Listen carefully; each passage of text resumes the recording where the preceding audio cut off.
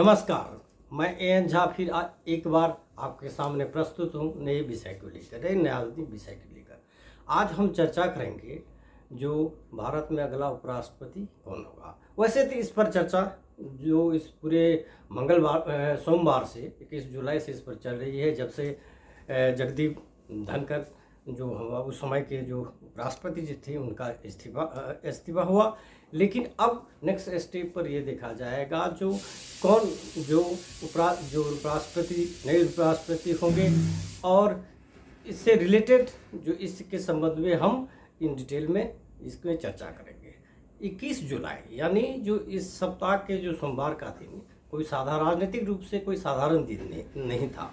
वैसे तो monsoon session शुरू हो गया था, कार्यवाही भी राज्यसभा में भी कार्यवाही चल रही थी, लेकिन शाम आते आते एकाएक खबर आई कि जो वीपी है, जो वाइस प्रेसिडेंट जगदीप धनखड़ है, उन्होंने रिजाइन दे दिया। इससे रिलेटेड बहुत सारी कहानियाँ आई, बहुत सारे स्टोरी इससे रिलेटेड आए, कंस्पिरेसी थ्योरी भी कैसे आए। लेकिन एक बात ये तय हो गई, जो सत्तापक्ष सरकार और वीपी के बीच जो तकरार हुआ, और नतीजा ये हुआ कि जगदीप धनखड़ को पद त्याग पर जाना पड़ा। अब नेक्स्ट स्टेप ये होता है जब अब नए उपराष्ट्रपति क्या हो गया। कॉन्स्टिट्यूशनली इंडिया में जो ये उपराष्ट्रपति का जो पोस्ट होता है, जो कॉन्स्टिट्यूशन सेकंड इम्पोर्टेंट पोस्ट माना जाता है, जैसे कि नाम से इंडिकेट है, क्योंकि उपराष्ट्रपति के अलावा इनका जो ये राज्यसभा जो है, जो ऊपर के सदन है, उसके भी अध्यक्ष होते हैं, और इसलिए उसको इम्पोर्टेंट ये होता है। तो अब हम देखते हैं कि कौन से नाम जो है, कुछ ऐसे नाम आ रहे हैं बीच में जिस पर सबको लोगों की नज़र है, जो हो सकता है जो ये नेक्स्ट जो उपराष्ट्रपति वाइस प्रेसिडेंट बने। 74 साल के जो जगदीप धनखड़ थे, आप सबको पता होगा, ये 2022 में इनको उपराष्ट्रपति बनाया गया, और उस उपराष्ट्रपति बनने से पहले ये वेस्ट बंगाल के गवर्नर थे। अभी तक जो उनका रहा है हिसाब किताब रहा है, तो वो विपक्ष के टारगेट में रहे। लेकिन उस दिन में आप देखेंगे राजनीतिक हलचल ऐसी हुई कि विपक्ष की सारे पार्टी एक जो धनखड़ के प्रति सिंपैथी दिखाया गया, उसका एक राजनीतिक इशू है। जैसे कि अब थोड़ी देर हम कैसे उनकी उपराष्ट्रपति के रिजनेशन के बारे में हमें चर्चा होना, वैसे वो अब तो ये जग जाहिर है। तो ऐसा देखा गया है कि जो राज्यसभा में जो ऑनगोइंग मानसून है, उसमें जो justice Verma related impeachment course था, उसमें सरकार ने तैयार कर रही थी। ये सबसे पहले लोकसभा में बहस के लिए लाया जाएगा, लोकसभा में इसकी चर्चा कर देगी।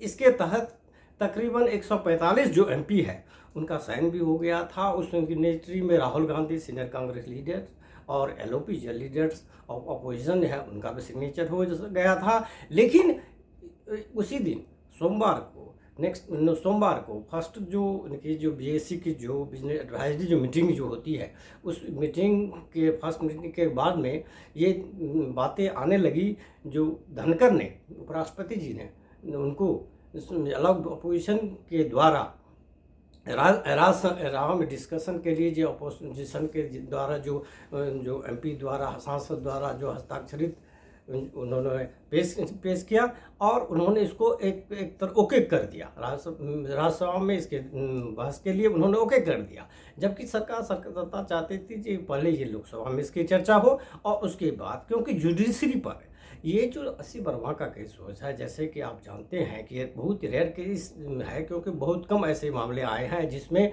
जो जजेज ऑफ सुप्रीम कोर्ट या हाई कोर्ट उस लेवल के जज के अगेंस्ट में एक इम्पीचमेंट हुई है। और ये एक मौका ये खोना नहीं चाहती थी सरकार, ये चाहती थी जो बताएं जो जब करप्शन की बात होती है तो लोग केवल पॉलिटिशियन को इंडिकेट करते हैं, लेकिन नहीं, जुडिशरी में भी ये करप्शन है। हालांकि सुप्रीम कोर्ट ने अपने रिपोर्ट दे दिया था, अगेंस्ट वर्मा का ही रिपोर्ट दिया था, और इस तरह से इम्पीचमेंट की प्रोसेस थी। तो सोचते थे पहले लोकसभा में चाहते थे सरकार पहले लोकसभा में हो, उसके बाद जो राज्यसभा में हो जाए। तो ये सब इशू को लेकर के, और बीच में वाइस प्रेसिडेंट और सरकार के बीच एक कम्युनिकेशन गैप की भी बात हुई। तो मामला ऐसा हो गया, जो उन्हें कहा गया जो आप रिजाइन दें, और शाम में 9:30 के आसपास तक ये खुद ही उसमें, इससे पहले इंटरेस्टिंग फिनोमेना है कि धनखड़ साहब खुद ही जो राष्ट्रपति के यहाँ जाते हैं, अनसिटिव विजिट करते हैं, वोटिंग भी करते हैं।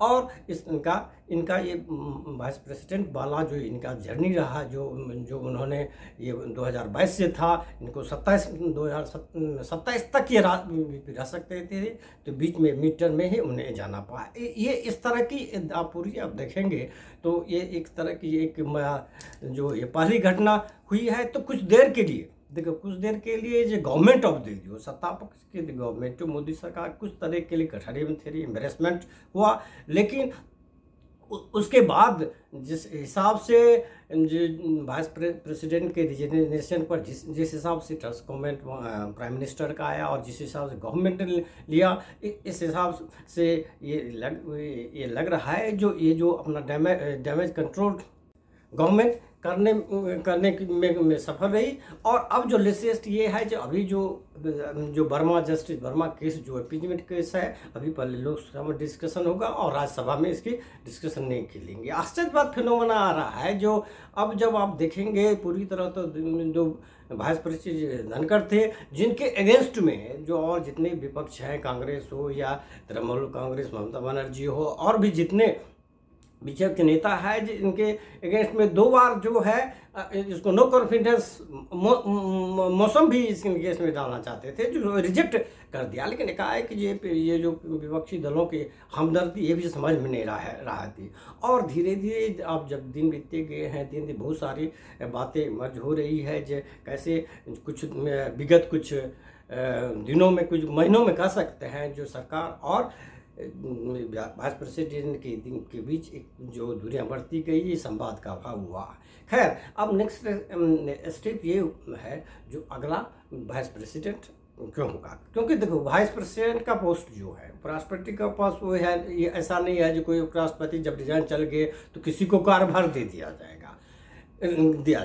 दूसरी बात यह है, जो उपराष्ट्रपति का, एक तो उपराष्ट्रपति है, यहाँ प्रेसिडेंट जैसे राष्ट्रपति उपराष्ट्रपति है, दूसरा उपराष्ट्रपति जो है उच्चली सदन जो है, अपर हाउस जो है राज्यसभा का ये कहते हैं, उसको भी चेयरमैन होते हैं, सभापति ये रहते हैं। और सभापति के साथ अभी जैसे उपसभापति है हरवंश नारायण सिंह है, 2018 से उन्होंने जो उपसभापति का काम अपना कर रहे हैं। तो इस बीच में यदि सभापति नहीं है, आज राज्यसभा की है, तो वो हरवंश नारायण सिंह उसका काम संभालेंगे। और गवर्नमेंट में भी, मिनिस्ट्री ऑफ होम अफेयर्स में भी जो इलेक्शन कमीशन को आगे का जो इसके जो प्रोसेस है, इसके लिए उन्हें नोटिफिकेशन भी प्रक्रिया शुरू हो गई। और चुनाव आयोग इस पर जो भी इलेक्टोरल कॉलेज होते हैं, रिटर्निंग अफसर वगैरह ये होते हैं, प्रोसेस पे है। ऑलरेडी रिटर्निंग अफसर जो चुनाव के लिए उनका भी नियुक्त हो गई है, उनके असिस्टेंट का हो गया है, और प्रोसेस चलेगा। It will take at least a month. उसके बाद वो आएंगे डिफरेंट वेरियस स्टेप्स होंगे, उनके डेट मगर नॉमिनेशन का डेट होगा, और उसके अपने प्रोसेस है, ये देंगे। फिलहाल हम फोकस करेंगे जो आखिर जो अगला उपराष्ट्रपति इसमें होगा, who will succeed Jagdeep Dhankhar as VP vice president of India.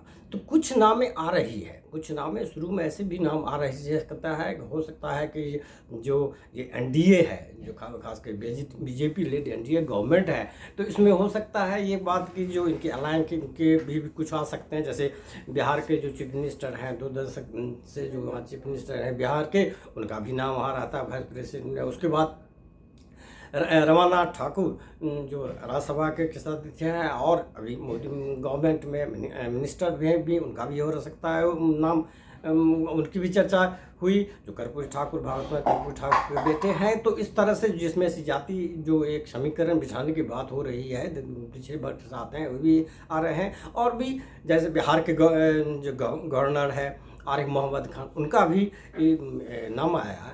लेकिन जब आप जो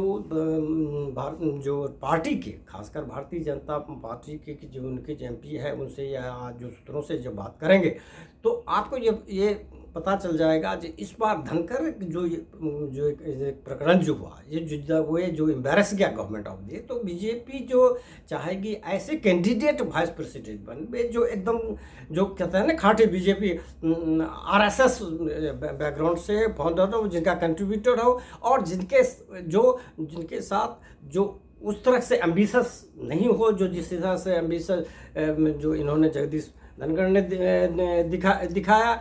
और एक जो सेंट्रल लीडरशिप बीजेपी में है, सेंट्रल लीडरशिप जो की बात जब हम कहते हैं, तो चाहे प्राइम मिनिस्टर मोदी हो या union home minister Amit Shah है, जिनका जो कॉलेज जो है वो सेंट्रल लीडरशिप की उसके नज़दीकी हो, तो ये एक तय है कि जो आने समय में वाइस प्रेसिडेंट होगा, ये इस बीजेपी आरएसएस बैकग्राउंड से होगा, समथिंग लाइक जैसे इससे पहले जो उपराष्ट्रपति थे वेंकैया नायडू थे, जो आपको 2017 से 22 तक वेंकैया नायडू थे राष्ट्रपति, बड़ा कोई कंट्रोवर्सी नहीं था और बड़ा स्मूथली हुआ था। इस तरह के पर्सन, इसमें कुछ नाम जो आ रहे हैं, इम्पोर्टेंट कुछ नाम ऐसे आ रहे हैं जिसकी चर्चा हम कर सकते हैं। वैसे तो जो मोदी लेड गवर्नमेंट में बीजेपी में जो किसी पोस्ट के लिए जो कौन कैंडिडेट होगा, इसमें एक सरप्राइज एलिमेंट भी हो सकता है जैसे हम सबकी चर्चा करें, इसमें से कोई एक ऐसा पर्सन आ जाए, कोई एक इस तरह से पर्सन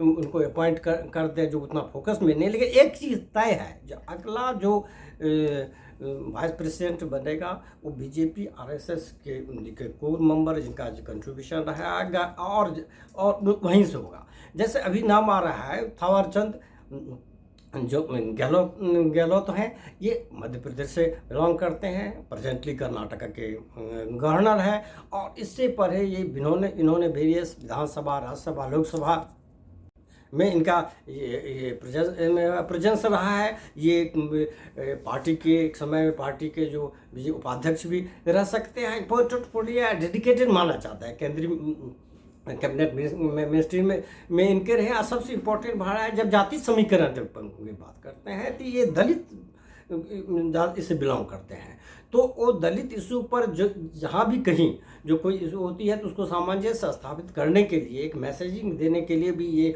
जो है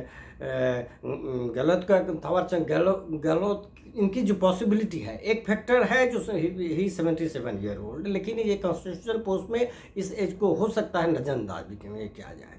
नेक्स्ट जो इम्पोर्टेंट नाम जो अभी जो चर्चा में है वो ओम माथुर है।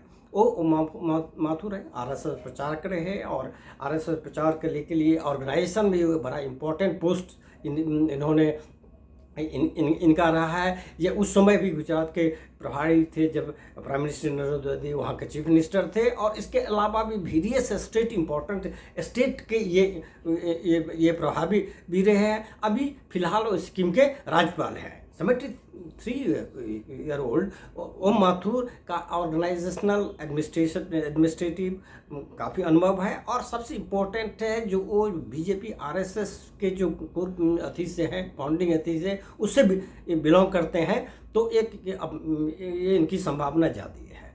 तीसरा जो जिससे कैंडिडेट की जब बात कर रहे हैं तो ये भी बहुत लोग ये भी कहते हैं जो अभी जो वर्तमान में जो सभापति है, क्योंकि जब धनखड़ के रिजाइन के बाद जो सभापति हरिवंश नारायण सिंह है, जो पत्रकारिता के बैकग्राउंड्स इधर से आते हैं, उनकी एक मीटिंग होती है, राष्ट्रपति के साथ ही मीटिंग रहती है, और 2018 से ही वो, हालांकि ये इनके अलावा बीजेपी जो एनडीए में जो इम्पोर्टेंट अलाई है, जनता दल यूनाइटेड से बिलोंग करते हैं, उसी से एनडीए के सपोर्ट से वो लगातार राज्यसभा में है, और राज्यसभा के सभापति का कार्य तो उनका जो है एनडीए अलायंस में वो एक कंसेंसस कैंडिडेट है। माने ये कंसेंसस कैंडिडेट मीन्स यदि बीजेपी, वैसे तो बीजेपी आरएसएस अपने कोर जो उनके जो मेंबर रहे हैं, जो लीडर्स रहे हैं, जो पॉलिटिशियंस रहे हैं, तो वहाँ से ही उनके वो कैंडिडेट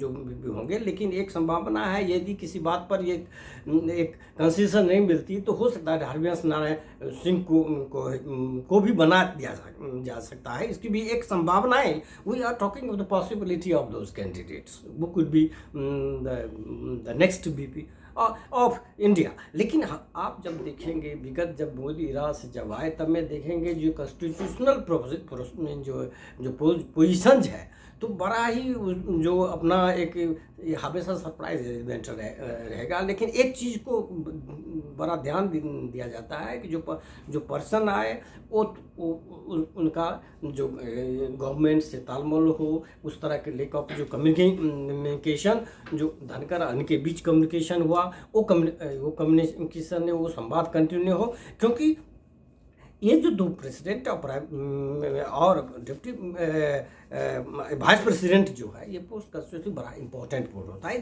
ये दो पोस्ट जो होती है these are the non political, भले ही पॉलिटिशियन वहाँ मोस्टली रहते हैं, ये नॉन पॉलिटिकल पोस्ट है। और ये माना जाता है कि एक बार आप जो प्रेसिडेंट या वाइस प्रेसिडेंट बन जाते हैं तो आपका एक इमेज जो होता है, जो एक बायपार्टिजन आपका जो एटीट्यूड रहता है, तो ये देखा गया जैसे धनकर के प्रकरण में अब जब जो बातें आ रही है तो वो जो उनका तो थोड़ा जगदीप धनकर का एटीट्यूड था, जो उनको जो अपने जो प्रोटोकॉल से जो प्रोटोकॉल उनका था, प्रोटोकॉल के इंसान प्रोटोकॉल के उनको सब मिलता था, तो उनको जैसे उनको ये एम्बिशन थी जो हम जो I should be treated at par with prime minister और प्रेसिडेंट, समथिंग लाइक जो बातें आ रही है। अब ये इस बात में कितना सच है क्या है ये कहना बहुत मुश्किल है। लेकिन ये लग रहा था जब विगत कुछ दिनों पर जैसे ओपनली आप जो एज ए वाइस प्रेसिडेंट होकर के आप पॉलिटिशियन तो ठीक है, एज ए वाइस प्रेसिडेंट लेकर आप जुडिशरी के हाईएस्ट जुडिशरी लेवल पर आप क्रिटिसाइज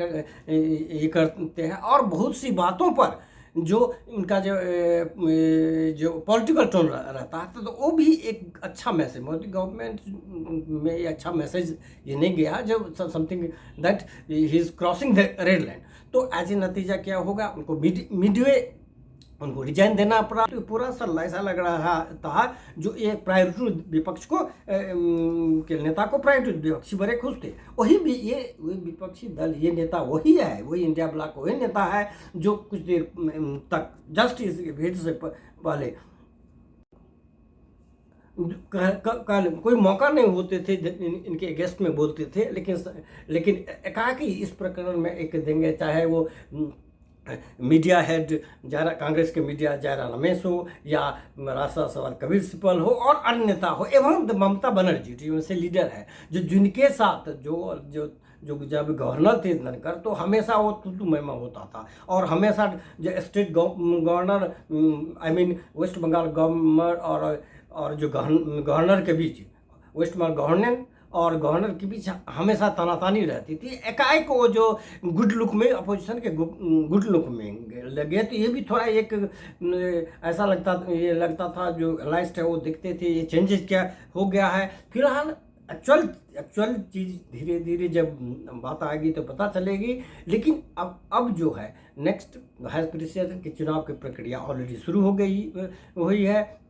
जब चुनाव आयोग रिटर्निंग अफसर जो होते हैं और उनके सिस्टर उनकी भी बहाली हो गई है, जिसके जो वेरियस स्टेप आप देखेंगे उसमें क्या होता है। जो एक इलेक्टोरल कॉलेज होते हैं, वाइस प्रेसिडेंट का जो इलेक्शन होता है, जो वाइस प्रेसिडेंट के इलेक्शन में जो वोटर्स जो होते हैं जो राज्यसभा और जो लोकसभा के जो है लोकसभा राज्यसभा के जो मेंबर वही वोटिंग करते हैं। अब जब सदन की वही की स्थिति देखेंगे तो उस जो अरिथमेटिक जो गणित है question in favour of NDA government है, क्योंकि टोटली जो आप राज्यसभा लोकसभा के टोटल जो मेंबर है दिल्ली से 782 जिसमें जो आप 542 लोकसभा के मेंबर हैं प्लस 240 जो राज्यसभा के मेंबर हैं। तो अभी आप ये देखेंगे तो अब लोकसभा में जैसे लोकसभा में एनडीए जो बीजेपी ने एनडीए है इनको 293 है प्लस और 234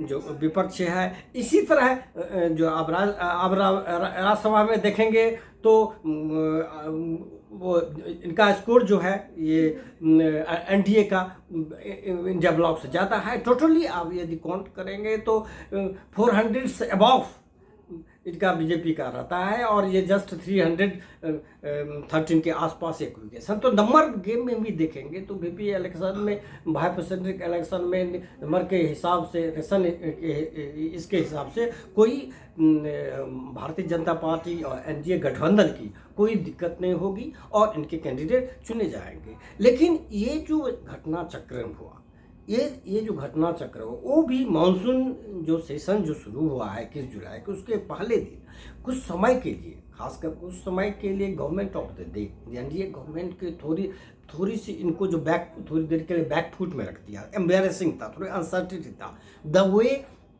धनकर कंडक्टेड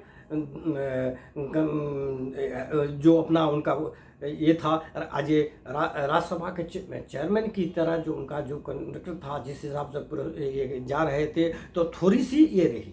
और ये देखने में आएगा जो एक समय ऐसा आया जो सीनियर जो मिनिस्टर भी गवर्नमेंट के एवं जो बीजेपी के राज्यसभा के जो लीडर हैं, हेल्थ मिनिस्टर जेपी नड्डा या पार्लियामेंट्री अफेयर्स मिनिस्टर जो है किरण रिजिजू, उनको भी बात वो नहीं मान रहे थे। तो एक स्थिति ऐसी हो गई जो गवर्नमेंट के पास कोई चारा नहीं हुआ, जबकि अभी सेशन चल रहा है। हाँ, कुछ समय के लिए अपोजिशन इंडिया ब्लॉक को मौका हुआ गवर्नमेंट को इम्प्रेस कर के लिए, लेकिन जो बात चली जा रही है तो उसका उनका जो इलेक्टोरल बेनिफिट, जैसे अब जगदीश धनखड़ का, he is going the way जो सत्यपाल मलिक इससे पहले हुए थे, उस रास्ते में जा रहे हैं। तो बहुत लोग एक उनको कास्ट फैक्टर लेकर, जैसे जो जाट लीडर भर के जो है, चूँकि दिल्ली के बगल में हरियाणा वगैरह में जो मैंडेटरी जो इलेक्टोरल सिस्टम है, उनको एक विक्टिम हुड लेकर उनको प्रेजेंट करते हैं, लेकिन ये ज़्यादा सफल नहीं हुआ। एक तो 74 ईयर्स, ये तो भारतीय जनता पार्टी एनडीए कैलेबिलिटी थी, जो 2003 में बीजेपी से यहाँ से जुड़ने के बाद उनको गवर्नर बनाया गया, वाइस प्रेसिडेंट ये उनको बनाया गया। तो ये नहीं लगता है इससे ज़्यादा बेनिफिट नहीं। हाँ, फॉर ए शॉर्ट टर्म एक एम्बेरसमेंट होगा। अब द नेक्स्ट जो स्टेट है वो वाइस प्रेसिडेंट इलेक्शन के हैं। अब जो उसके डेट या नॉमिनेशन डेट निकाले जाएंगे, उसके जो प्रक्रिया उसको फॉलो हो जाएगा। और इस बीच में जो राष्ट्रपति का सदन के में चलाने वाला जो काम है राज्यसभा, वो अपना उपसभापति जो है हरवंश नारायण सिंह करते रहेंगे। जब वाइस प्रेसिडेंट की बात होती है तो ये होता है ये देखा जाए कैसे पर्सन को दिया जाए। जैसे अभी जो हमारे प्रेसिडेंट है द्रौपदी मुर्मू, वो ट्राइबल कम्युनिटी को बिलोंग कर रहे हैं, तो बहुत को ये होता है कि someone from the Dalit community को वाइस प्रेसिडेंट दिया जाता है, या सब कुछ कहते हैं जे लिबरल, जैसे आरिफ मोहम्मद खान जो है, तो उनका एक लिबरल मुस्लिम का एक इमेज रहा है। तो इस तरह के कैंडिडेट को भी दे सकते हैं। कुछ लोगों का है जो हो सकता है जो इनके जो एलाय हैं जेडीयू या टीडीपी वहाँ से। लेकिन यदि आप एनालिस्ट विशेषज्ञों से बात की राय है और एवं तो बीजेपी के जो लीडर उनसे बात करने पर पता चलता है कि ये एकदम तय लगता है जो अगला वाइस प्रेसिडेंट बीजेपी से होगा। बीजेपी आरएसएस है या उससे कोर मेंबर हैं या उससे रिलेटेड जो जिनका है एक कद्दावर नेता हो गए। और ये आपको जो ये इलेक्शन प्रोसेस होने के बाद जो इट टेक्स टाइम और जो टाइम लगता है उस टाइम में पता चल जाएगा जो हमारा अगला भारत का अगला उपराष्ट्रपति कौन होगा। धन्यवाद।